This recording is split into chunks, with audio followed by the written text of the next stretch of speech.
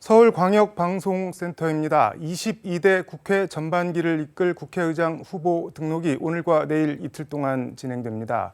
여의도 초대석 40총선에서 6선 22대 국회 최다선 고지에 오르며 헌정 사상 첫 여성 국회의장의 출사표를 낸 추미애 전 법무부 장관과 관련 얘기해 보겠습니다. 장관님 어서 오십시오. 안녕하세요. 저희 분장하시는 분이 장관님 오신다고 하니까는 엄청 무서운 분인 줄 알았는데 인상이 정말 부드럽다고 그렇게 말씀을 그렇게 얘기를 하던데 그런 말씀 평소에 좀 들으시나요? 어떤가요? 잘 모르겠는데요. 그냥 저를 네. 만나신 분들은 텔레비전 화면하고 많이 다르다. 네, 그러시더라고요. 이번 선거에서 특히 네. 하남시 갑 유권자분들이 그렇게 말씀을 주셔가지고 네. 이 미디어를 통해서는 제가 네. 굉장히 인상이 강하게 이렇게 돼 있구나. 네, 한 분 한 분 더 만나야지. 뭐 그랬습니다. 네. 하남시 갑에서 당선되면서 이제 6선 고지에 오르셨는데 네. 여성 6선이 그 전에도 있었나요? 처음인 것 같은데. 지역구에서 네. 육선은 제가 처음이죠. 제가 하는 것이 다 기록이었습니다. 뭐 여성 국회의장 도전도 이제 뭐 헌정사상 첫 기록에 도전하신 네, 그렇습니다. 네, 네. 일단 출마의 변을 한 말씀 들어보도록 하겠습니다. 지난 21대 국회에서는 국회가 개혁 입법을 오히려 좌초시킨 적이 있었습니다. 특히 국회의장이 마지막에 활용 점정이 되기는커녕 개혁의 그 발목을 잡는 개혁을 좌초시키는 그런 결과적으로 그런 역할을 하더라고요. 그래서 아마도 차기 국회의장에 대해서는 혁신의장을 민심과 당심이 기대하는 것 같고요. 또 저 추미애가 지금까지 걸어온 길이 네. 항상 앞서 생각하고 국민을 위해서 생각하고 혁신의 혁신을 계속 걸어왔기 때문에 그런 기대를 해주시는 것 아닌가 싶습니다. 말씀 주시는 것처럼 헌정사 최초의 여성 국회의장이라는 것도 또 특히 더불어민주당이 그런 배출을 한다는 것도 정당 사상으로도 또 대한민국 헌정사에서도 큰 의미가 있다 이렇게 생각을 합니다. 걸어온 길이 추미애 국회의장이 왜 적임자인지를 그대로 보여주고 있다. 뭐 그런 말씀이신 건가요? 이제 말로는 뭐 21대와 다르게 하겠다. 나는 다르다 이렇게 말씀을 하시지만 어떤 외풍에도 또 어떤 여론몰이에도 흔들리지 않고 국민만 바라보고 중심을 잘 잡을 수 있는 또 그렇게 해온 정치인이 필요하다 이렇게 보시는 것 같습니다.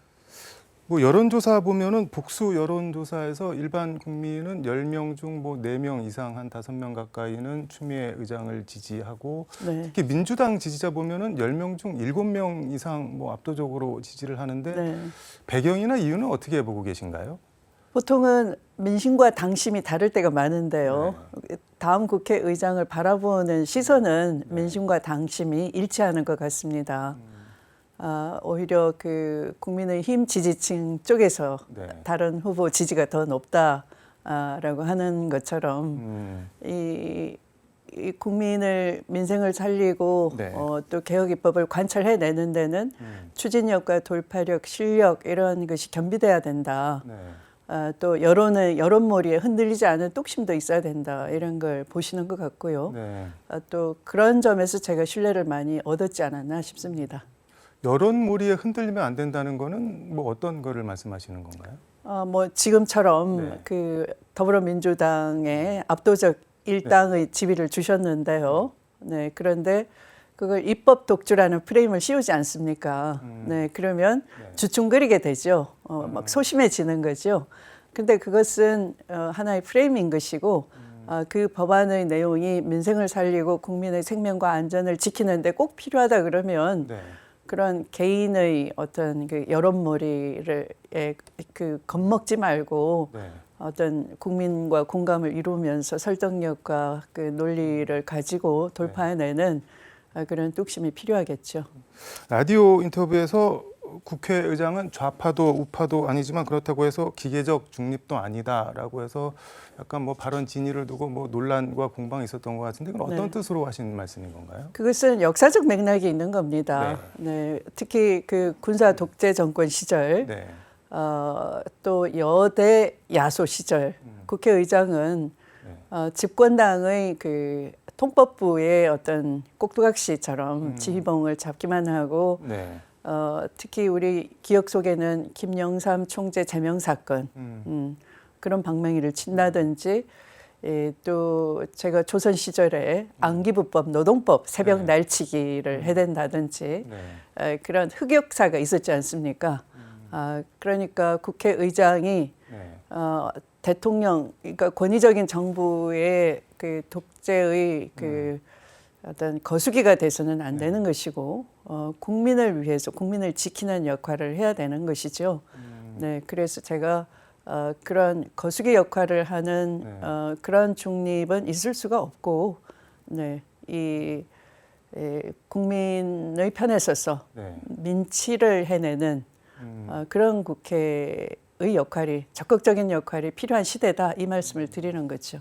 꼭두각시 말씀해 주셨는데 지금 김진표 국회의장이 5일 그 MBN 인터뷰에서 네.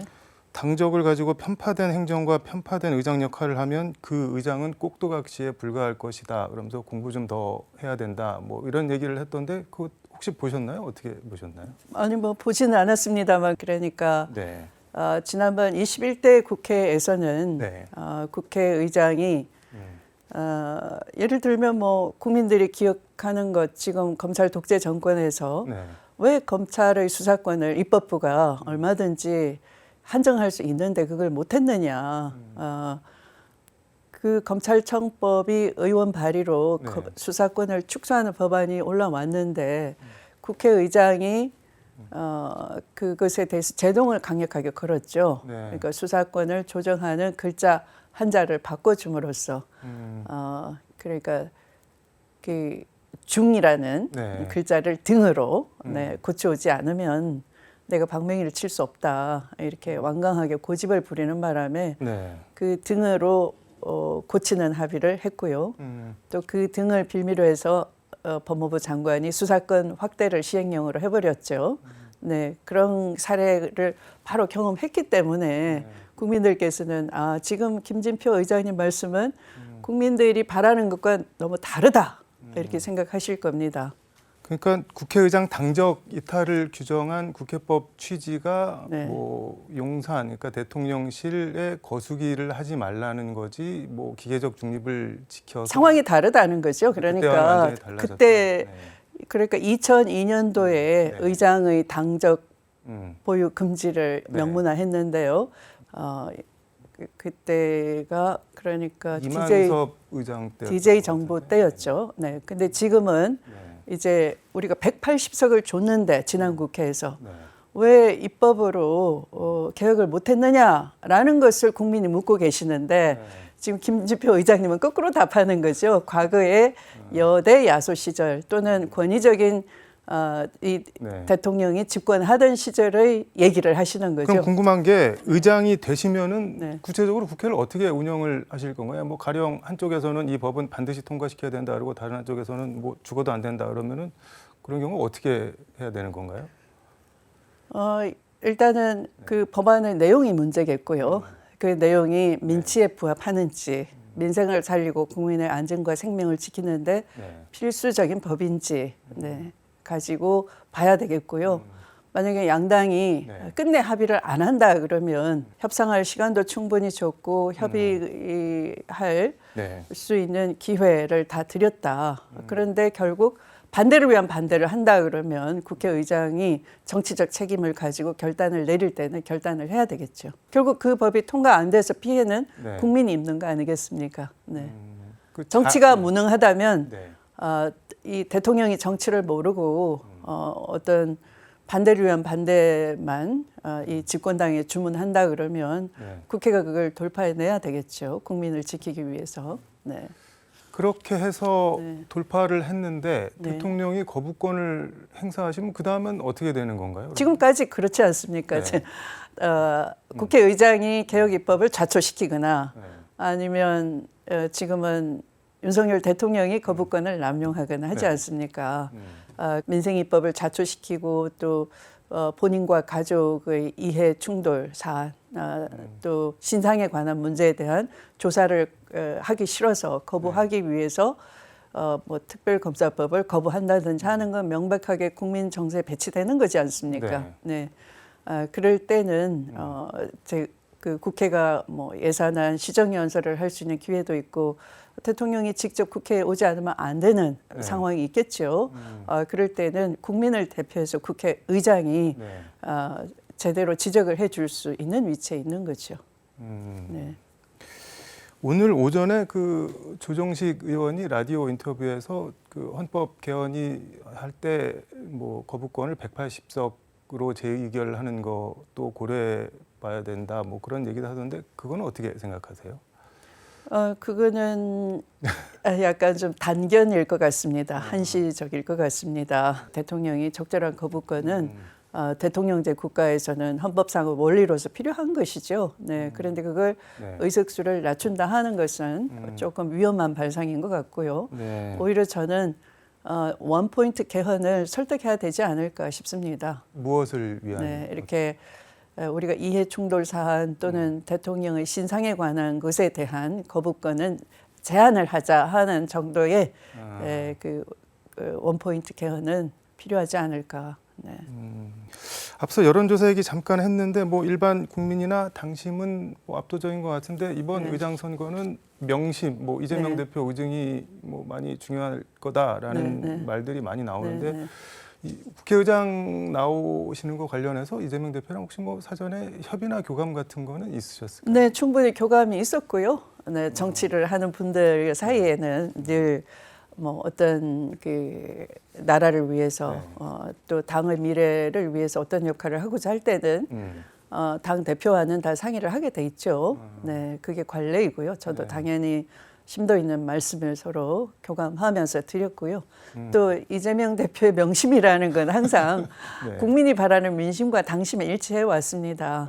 지금도 당심과 민심이 저 추미애를 통해서 어떤 시대 그 소명을 짐지우고자 하는 쪽에 기울어져 있기 때문에 또 그것이 또 이재명 대표의 마음일 거다 저는 그렇게 믿습니다. 그럼 교감이라는 거는 어떤 식으로 교감을 했다는 말씀인 건가요? 궁금한 게. 이 대표를 만나서 여러 얘기, 그러니까 전국 상황에 대한 얘기, 또 다음 국회의 역할, 또 더불어민주당이 표를 이만큼 많이 얻고 일당이 됐으니까 지금 민심은 검찰 독재 정권에 대해서 강력하게 견제해서 국민을 지켜주고 또 유보된 지체된 개혁입법, 민생입법을 관철해 내달라 하는 염원이 묻어있는 선거 아닙니까에 대해서 저와 이 대표님이 서로 공감을 나눴고요.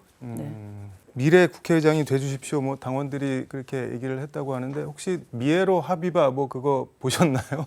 네, 제가 그 당선 감사 인사를 유세차를 타고서 지역구를 돌아다니고 있었습니다. 막 그 교통 신호등에 의해서 차가 잠깐 멈췄는데 그 배달하는 분이 그 미애로 합의바 그 음료수를 제게 탁 건네주고 부릉하고 또 떠나시더라고요. 아주 젊은 청년이었는데요.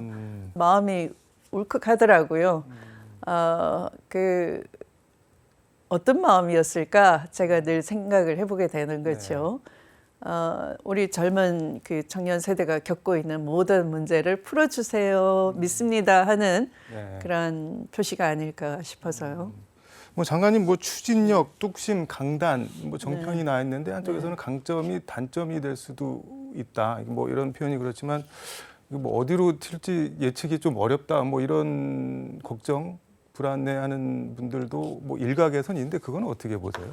그건 완전히 잘못 알려진 것 같은데요. 제가 의외의 엉뚱한 행동을 한 적은 전혀 없습니다. 네, 항상 어떤 그 지금 해야 할 일이 무엇인지, 우리의 비전이 무엇인지 늘 토론을 통해서 공개적으로 말씀드렸고 또 이런 방송에 나와서도 국민들에게 열심히 설명을 드렸고요. 그런데 끝내 이제 설득이 안 되거나 뭐 반대하는 분들은 불편한 심기를 가질 수밖에 없는 거고요. 그러니까 일을 하면 있을 수밖에 없는 것들이겠죠. 네. 뭐 어디로 튈지 모른다. 이거는 편견, 오해, 의도된 오해. 제가 어디로 튈지 모른다 그런 의외의 행동을 해본 적은 없고요. 엉뚱하다 그런 건 엉뚱한 결과물은 전혀 저는 만들어 본 적이 없습니다.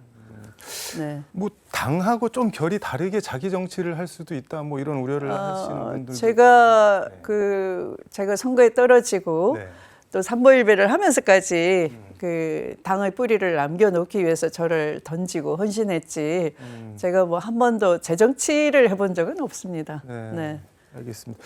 윤석열 대통령이 모레 취임 2주년 기자회견을 하는데 네. 이런 내용은 꼭 뭐 담겨야 되지 않나 뭐 그런 게 있을까요? 혹시 조언 한 말씀 해주신다면? 조언을 듣지 않으시기 때문에 네. 지금 조언 가지고 되는 성격은 아니고요.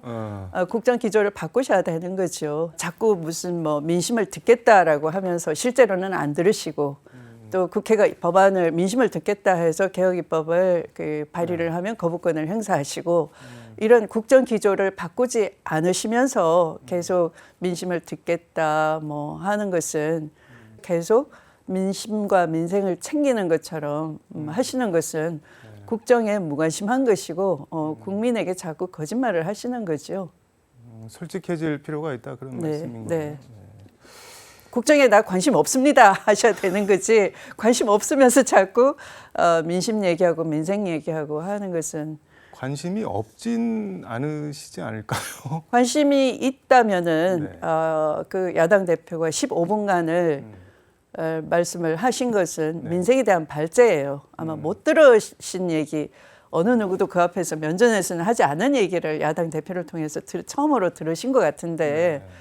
아무런 반응이 없었기 때문에 다 죄다 처음 듣는 얘기 모양이구나. 아니 주변에서 그런 얘기나 그런 거를 못했다고 생각을 하시는 건가요? 그럴 수밖에 없죠. 왜냐하면 한마디도 대꾸가 없으시잖아요. 그게 대해서.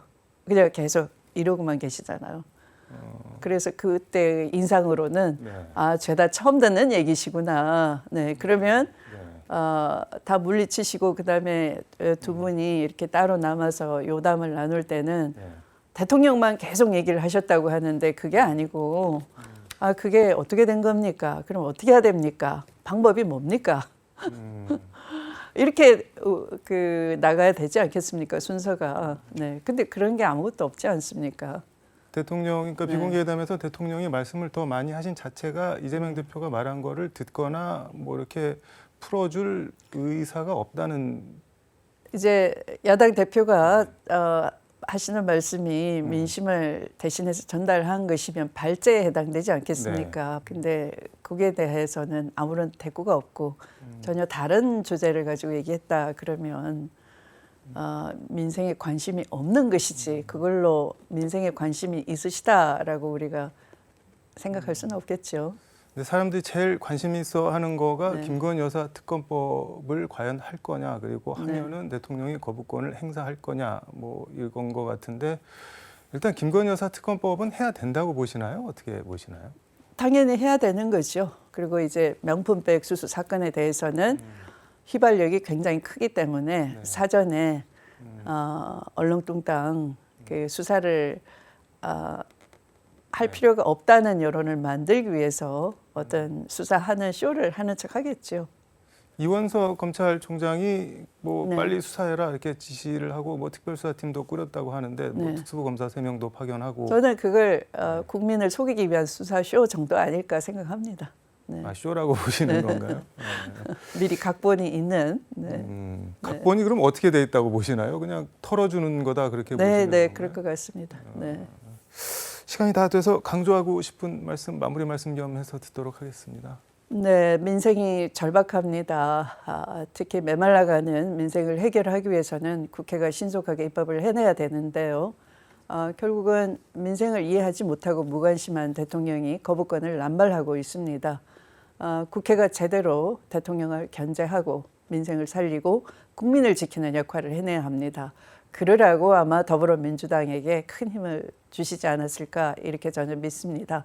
그런 역할을 해낼 수 있는 중책이지만 어깨가 무겁지만 또 소임을 다할 수 있는 기회가 주어졌으면 좋겠습니다. 네. 알겠습니다. 오늘 말씀은 여기까지 듣도록 하겠습니다. 고맙습니다. 네, 감사합니다. 지금까지 서울광역방송센터에서 추미애 전 법무부 장관과 함께 전해드렸습니다.